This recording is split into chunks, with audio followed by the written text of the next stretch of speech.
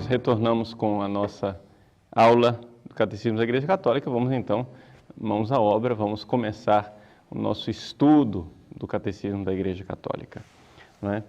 Então, antes de estudar mesmo o Catecismo, o texto do Catecismo nos oferece um prólogo.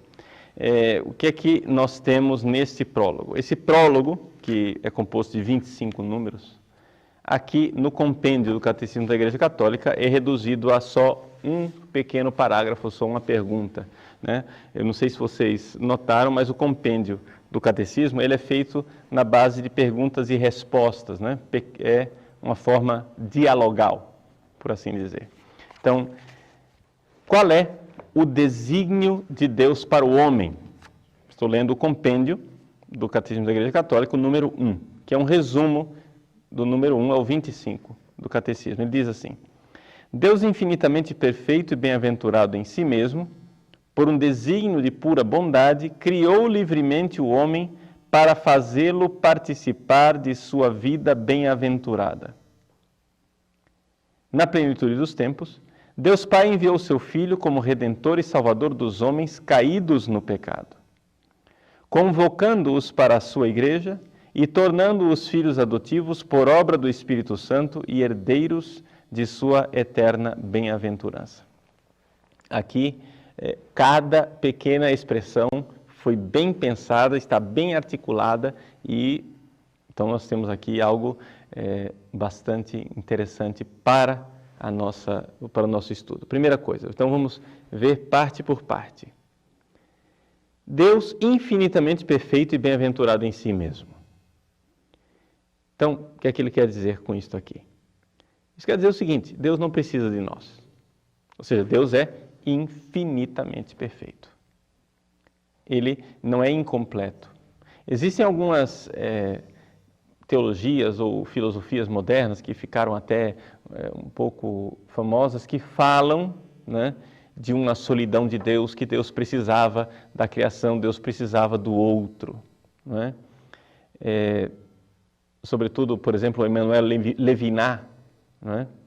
Levinas era judeu e usando um pouco da teologia judaica, através da Cabala e das várias fontes orais, né?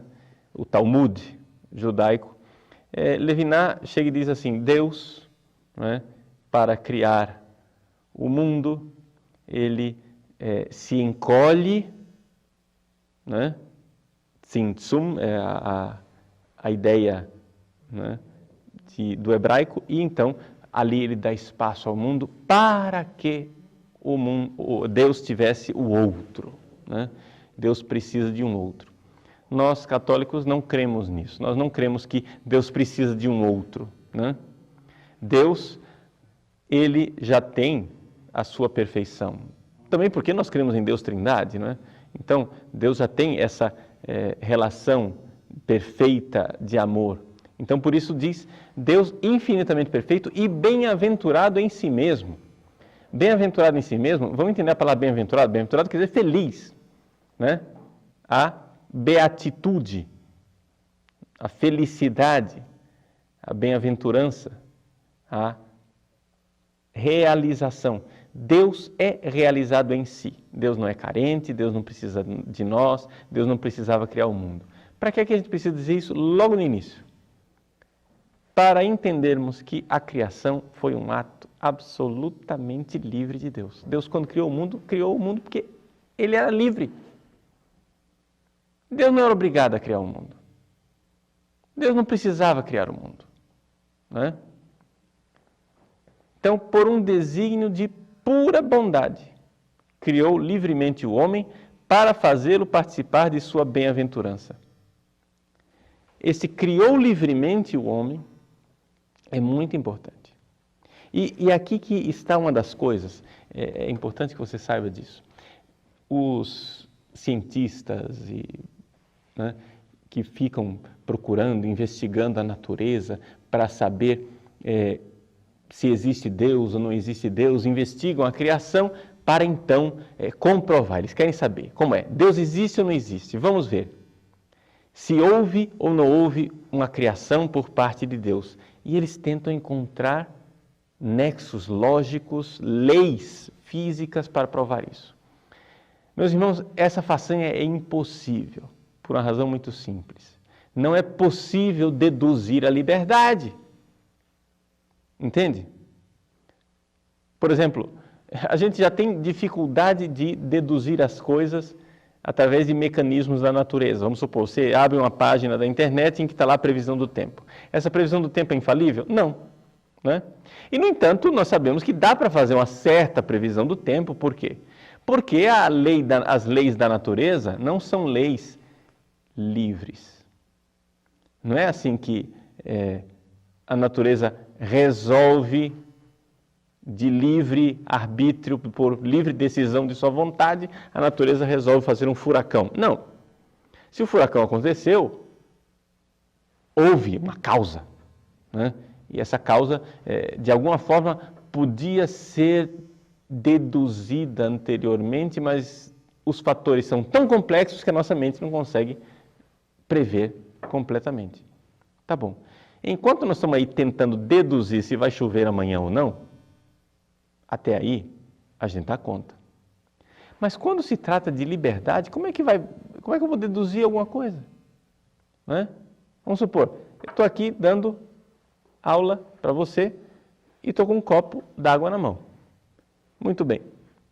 Eu agora estou com um copo d'água. A pergunta é, eu vou tomar água ou eu vou colocar o copo de volta na mesa? Qual das duas coisas você acha que vai acontecer? Não dá para deduzir. Você pode tentar deduzir o quanto você quiser. Existe um problema fundamental. Eu sou livre, eu faço o que eu quiser. Isso quer dizer, eu ainda não decidi, nem eu sei. Nem eu sei se eu vou tomar ou se eu vou colocar de volta. Porque eu ainda não decidi. Está entendendo? Então, se eu ainda não decidi, como é que você pretende deduzir alguma coisa? Está entendendo? Não dá para deduzir as coisas. Né? Pronto, ponho de volta e não bebo água. Só de birra, só porque você pensava que eu ia beber. Né? Tá bom. Então, é o tipo da coisa que os cientistas não percebem. A criação do mundo, a criação do homem, é uma criação livre. Não havia nenhum mecanismo, não havia nenhuma lógica de necessidade que dissesse o homem tinha que acontecer. Né? O homem tinha que existir. Não, o homem não tinha que existir. Deus podia não ter criado o homem. Então, diz o nosso compêndio, por um desígnio de sua pura bondade. Pura bondade por quê? Porque Deus não ganhou nada com isso.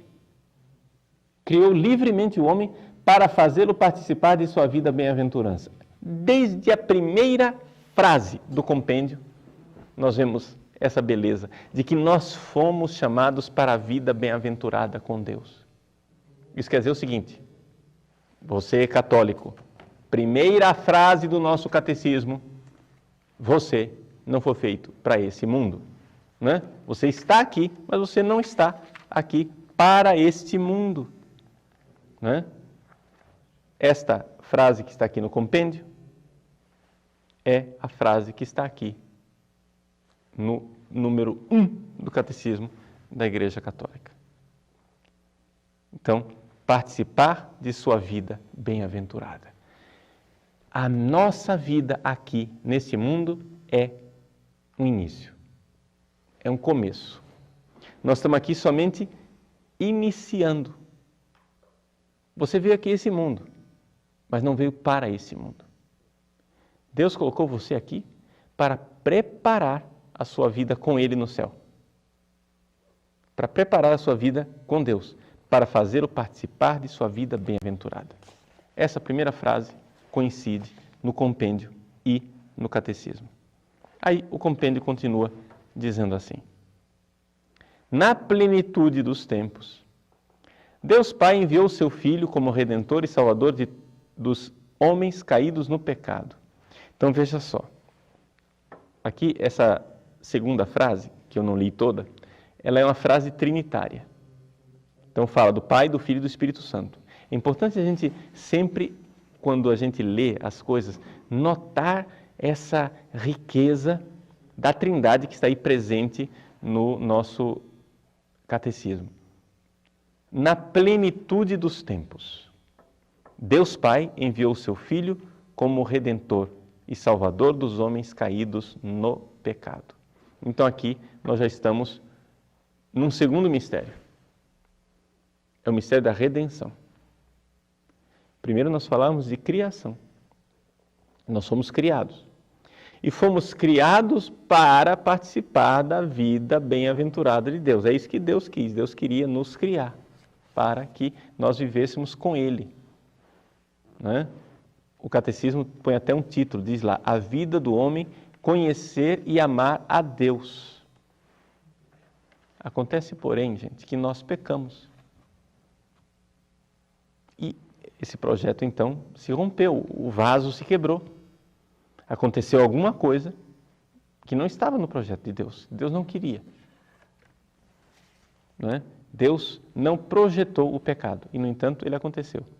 Então, na plenitude dos tempos, Deus Pai enviou seu Filho como Redentor e Salvador dos homens, caídos no pecado. Se nós, seres humanos, pobres, miseráveis criaturas, já precisamos de salvação, né, por nós mesmos, isso quer dizer o seguinte, nós não teríamos tido condição de ir participar da vida bem-aventurada de Deus se Deus não nos salvasse de alguma forma. Mas essa necessidade de salvação aumentou ainda mais com o fato de nós termos caído no pecado. Está entendendo? Então, o abismo só aumentou. Aqui talvez seja necessário a gente parar um pouco para explicar isso aqui um pouco melhor. Vamos tentar entender isso, porque é uma coisa bem delicada e disso depende um pouco a nossa visão de salvação. O homem, salvo por Deus, ele recebeu a salvação através, em primeiro lugar, da encarnação de nosso Senhor Jesus Cristo. Vamos entender o seguinte: existe um abismo imenso entre Deus e o homem. De jeito nenhum o ser humano conseguiria transpor esse abismo. De jeito nenhum nós conseguiríamos, por nossos próprios esforços, chegar à vida bem-aventurada lá junto de Deus. Então o que aconteceu? Deus, para nos salvar, veio e se fez homem, igual a nós. Então, já que nós não tínhamos condições de subir, ele desceu. E aqui é que acontece a salvação. Aqui é que nós vemos que desde a primeira página do catecismo, nós estamos diante de um grande mistério que somente nós cristãos é que conseguimos enxergar, que é o fato de que Deus se fez homem em Jesus Cristo. Não adianta o pessoal do pluralismo religioso ficar dizendo, todas as religiões são iguais. Todas as religiões são iguais, não tem problema nenhum, nós queremos que todas as religiões sejam tratadas todas do mesmo jeito, porque cada uma delas revela um aspecto diferente da verdade a respeito de Deus. Isso simplesmente não é verdade. Número 1, não é verdade histórica e realmente que todas as religiões são iguais e que elas revelam um aspecto positivo de Deus. Existem religiões que são tremendamente negativas e ruins. Não é? Não sei se você assistiu aquele filme do Mel Gibson, Apocalipto. Né? Pois está lá, os astecas eles criam, a religião deles era essa, eles criam que eles tinham que matar uma pessoa para que o sol nascesse no dia seguinte. Né? Você vem dizer que essa religião é boa. Né? É evidente que essa religião não é boa, é evidente que essa religião é algo de extremamente equivocado e, para usar o nome correto, satânico. Por quê? Porque aquele que é o assassino desde o início é Satanás. O homem, na sua maldade, inventou essa religião. Então, não vamos dizer que existe uma igualdade nas religiões. Primeiro, porque isso não é verdade historicamente. Segundo, porque, no caso do cristianismo, nós cremos que Jesus é o Filho de Deus que se fez homem. Ora, se nós cremos nisso, se você realmente crê nisso e não é uma brincadeira, então quer dizer que nós temos uma coisa que nenhuma outra religião tem. Ou seja, os muçulmanos, os budistas, os shintoístas, os animistas, todos eles creem em Deus. Todos eles querem que o ser humano chegue à comunhão com Deus. Mas para nenhum deles, Deus se fez homem. Historicamente, Deus se encarnou verdadeiramente num ser humano concreto que nasceu em Belém, viveu em Nazaré, pregou em toda a Terra Santa e morreu em Jerusalém.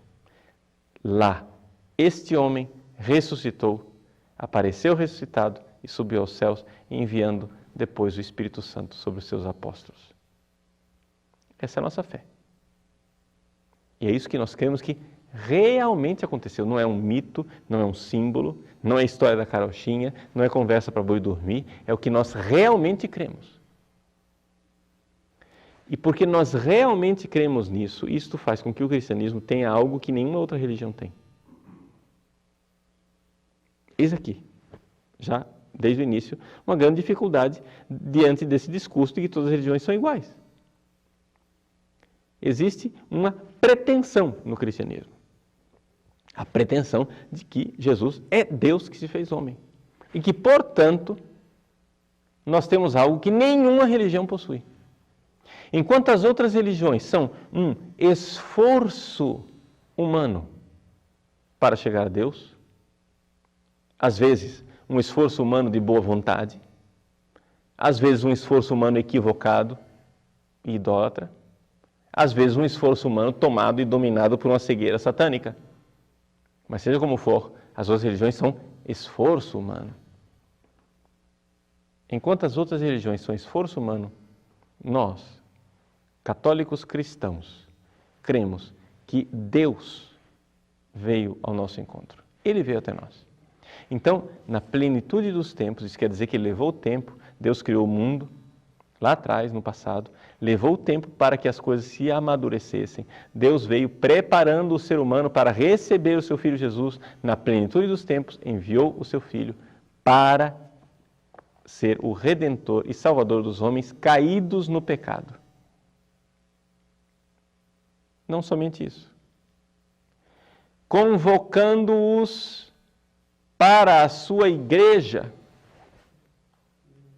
A igreja é obra de Deus. A igreja é o corpo de Cristo, não é? Como nos diz São Paulo. Então, já aqui desde o primeiro número do compêndio a gente vê que a igreja é algo desejado por Deus. A igreja não foi uma invenção humana. A igreja católica não começou a existir com Constantino. A igreja católica não foi uma invenção dos apóstolos deprimidos e decepcionados porque Jesus tinha morrido. Nada disso, não é? Existem alguns teólogos liberais que têm essa maluquice na cabeça. Eles acham que assim, Jesus foi um rabino que pregou lá na Palestina por volta do ano 30 da era cristã, e esse rabino esperava uma libertação política, ele se deu mal, ele esperava o reino, ele foi para Jerusalém, ia lá implantar uma revolução política, uma salvação humano-política do reino de Israel, se deu mal, morreu crucificado. Os apóstolos ficaram meio decepcionados e então, quer tomados pelo entusiasmo, quer tomados pela superstição, quer porque eles eram meio miolo mole ou porque a cultura deles era uma cultura mágica, eles inventaram a história de que Jesus ressuscitou. Entende? E a partir esse delírio coletivo de que Jesus ressuscitou, eles inventaram a igreja. É isso que, infelizmente, alguns teólogos liberais creem.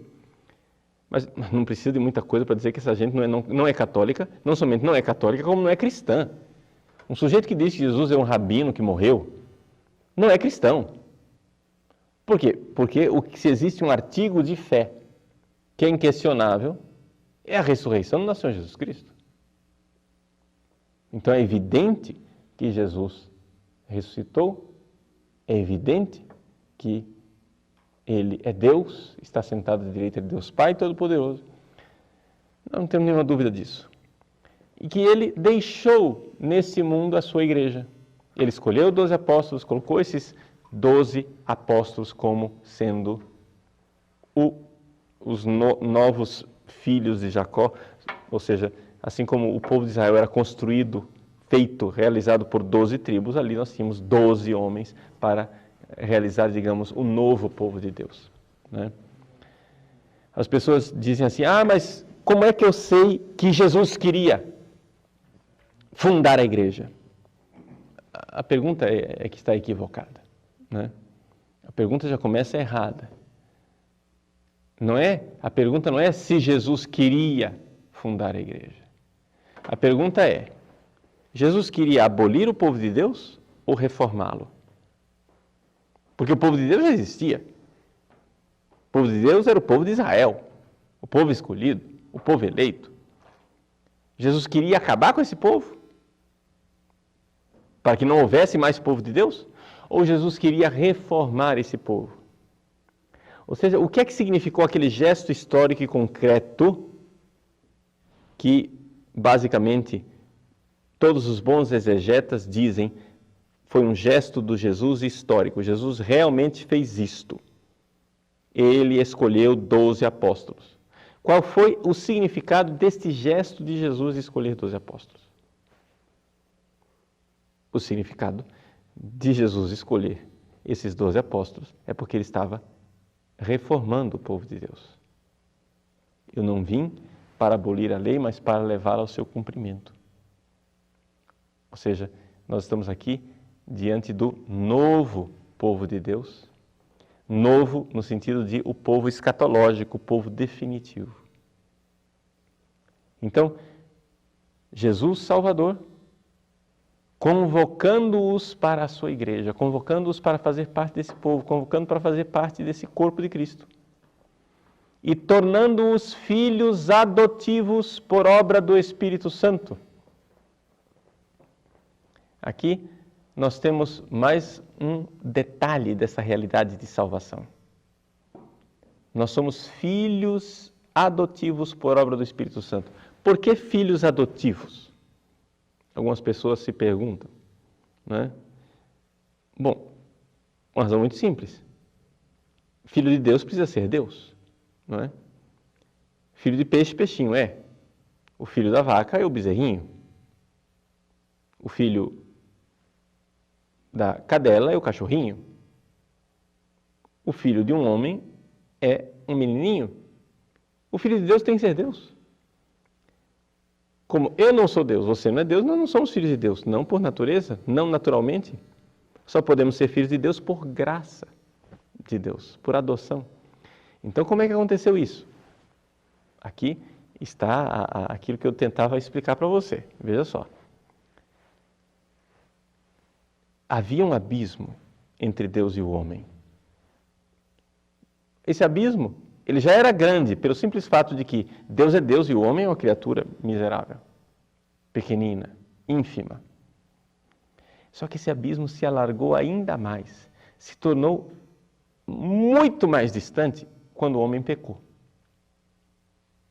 Então aqui nós temos já duas dificuldades. A dificuldade de o homem ser criatura e, portanto, ínfimo diante de Deus, e a dificuldade do homem ser pecador.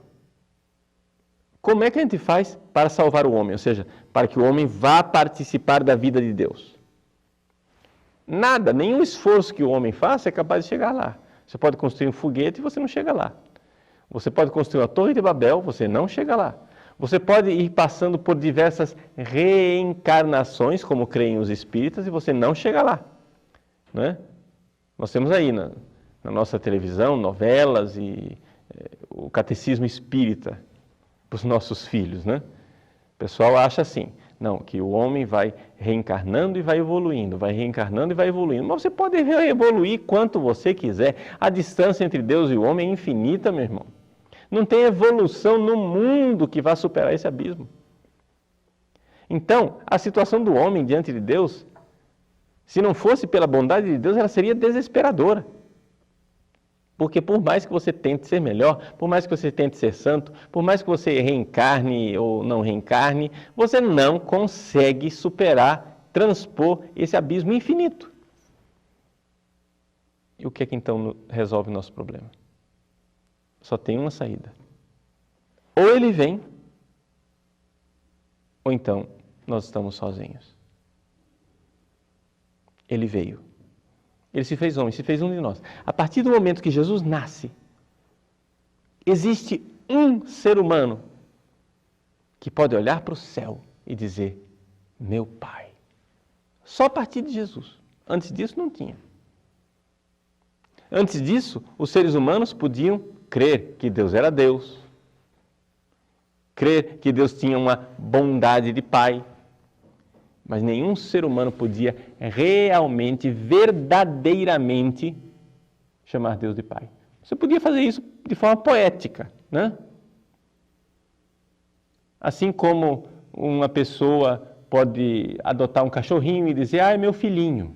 Mas todo mundo sabe que isso daí é conversa, né? Porque não é filho de verdade. Mas Jesus não. Jesus realmente é o homem que pode olhar para o céu e dizer Pai. Pois bem, a partir disso, então nós já temos aqui um Filho de Deus que é homem. Agora precisamos nos unir a Ele. Como? Através do Espírito Santo. É isso que o compêndio está tentando nos ensinar. Não é?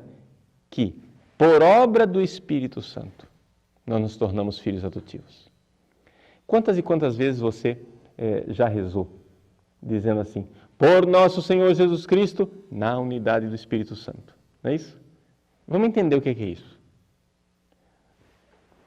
Deus Pai envia ao mundo seu Filho Jesus. A partir daquele momento, tem um homem que é filho de Deus. Só que ele envia também o Espírito Santo, para que o Espírito Santo nos una a Jesus. Então, a partir daquele momento, nós somos membros de Cristo. E sendo membros de Cristo, agora eu também posso olhar para o céu e dizer Pai. Porque eu sou membro do corpo daquele que verdadeiramente é filho. Deu para entender? Por que adoção filial? Por que é que nós somos filhos adotivos? Nós somos filhos adotivos porque nós não somos filhos de Deus. Mas Jesus é Deus que se fez homem, portanto, Ele é realmente Filho de Deus. Agora, na unidade do Espírito Santo, nós, unidos a Cristo, membros do corpo dele, como os ramos estão unidos à videira, como membros de um só corpo, nós, então, podemos também dizer Pai Nosso. Nós somos filhos de Deus por nosso Senhor Jesus Cristo, na unidade do Espírito Santo. Um santo padre, chamado Santo Irineu de Lyon, ele escreveu numa obra dele, Adversus Hereses, uma comparação belíssima. Ele diz assim, que o Filho e o Espírito Santo são como duas mãos, né? Esses dois braços que Deus envia ao mundo para nos resgatar. Ele tem desses dois braços que envia ao mundo para nos abraçar e trazer de volta para casa. O homem infinitamente distante de Deus, agora se faz próximo de Deus. Por quê? Porque Deus se fez próximo do homem. Deus conosco, Emmanuel. Veja, gente, são duas frases. É o que nós analisamos nesta aula. Duas frases. Mas a gente pode dizer assim, na linguagem popular, o catecismo, o compêndio já começou arrebentando, né? Já começou arrebentando, já começou colocando o centro da nossa fé. Nós fomos criados para Deus, e Deus, então, que nos fez para participar da sua bem-aventurança eterna, enviou no mundo o seu Filho para salvar e redimir o homem que tinha se separado dele ainda mais pelo pecado. Pois bem, Jesus vem. A partir daquele momento ele é homem, um Filho de Deus que é homem. E então, nós nos unindo a ele no poder do Espírito Santo, podemos participar dessa adoção filial, porque fazemos parte agora do corpo do Filho. Podemos olhar para o céu e dizer, Abba, Pai. Eis aí a salvação, eis aí a redenção, eis aí a herança eterna que está preparada para nós no céu. Espero você na semana que vem. Se sinta muito livre de fazer as suas perguntas, seus comentários a respeito do nosso curso. Novamente, gostaria de confirmar para você o e-mail desse nosso curso. É catecismo@padrepauloricardo.org. E através desse e-mail, por enquanto, vai ser nossa forma de comunicação. Convide seus amigos para participar desse curso de catecismo. Quanto mais pessoas nós tivermos, quanto mais assinantes nós tivermos, nós vamos ter mais recursos e vamos, o quanto antes, ter esse curso online, ao vivo. É uma forma de você interagir mais, de você poder fazer as suas perguntas e participar conosco, né? O nosso site, graças a Deus, vai melhorando dia a dia e isso com a sua colaboração. Continue nessa fidelidade da sua assinatura mensal. Nós contamos realmente com essa sua generosidade. Que Deus abençoe você, abençoe sua família, abençoe as pessoas a quem você ama e confirme na sua graça e na sua paz o seu coração. Que todas as suas necessidades, né, sejam colocadas diante do Senhor que quer abençoar você nesse dia. Pela intercessão da bem-aventurada Virgem Maria, vos abençoe o Deus Todo-Poderoso, Pai, Filho e Espírito Santo. Amém.